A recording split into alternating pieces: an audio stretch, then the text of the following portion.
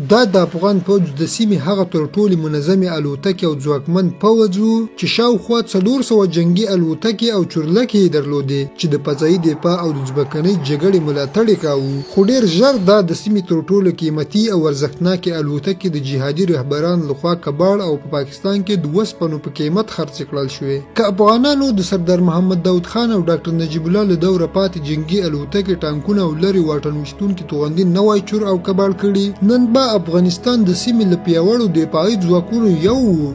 جنرال حمید ګل چې د پاکستان د استخباراتو ایسای پخوانی مشر و، په خپلو یادښتونو کې لیکلي موږ د جهاد مشران د ماشومانو غوندې وغولول. برهان الدین رباني ته مو وویل چې ګلبدین ته به قدرت نه پرېږدو، خو په یو شرط چې ټول نظامي تجهیزات باید پاکستان ته ولېږدوي. رباني هم ومنله او په 2 میاشتو کې د افغانستان ډیری نظامي تجهیزات حتی څو الوتکې پاکستان ته وسپارلې. سربیره پر دې افغانستان د سکټ بالستیک توغندي درلودل چې تر 300 کیلومترو واټن یې هدف ویشتلی شي. په ځمکنۍ برخه کې هم افغانستان د زغروالو ځواکونو ټانګونو پیاوړی لښکر درلود. د نجیب الله حکومت د سقوط تر وخته دا وسلې د پوځ او د ښاد په ګودامونو او اډو کې ساتل کېدې. بیا کله چې د نجیب الله حکومت ړنګ شي، دا ګودامونه او وسلې د بیلابیلو جهادي ډلو قومندانانو لاس ته ولوېدې چې په دغو ډلو کې حزب اسلامي مشر ګلبدین حکمتیار، احمد شاه مسعود، عبدالرشید دوستم، پخواني قومندانان او والیان لکه اسماعیل خان، ګل اغا شیرزی او ګڼ نور شامل وو.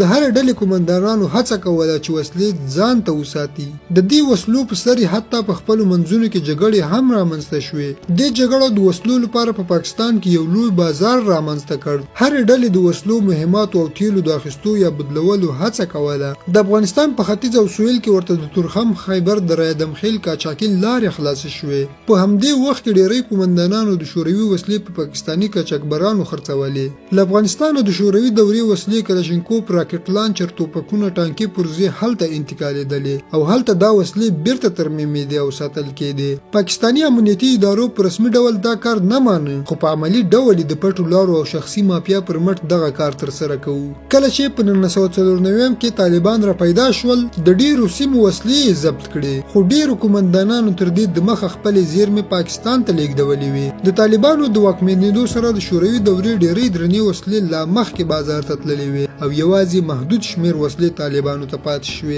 هغه نظامي وسلې چې زموږ د شهیدانو وینې پرتوی شوې وې، د خیانت په بازار کې وپلورل شوې او ټول افغان ولس به یې هیڅ کله هېرې نه کړي.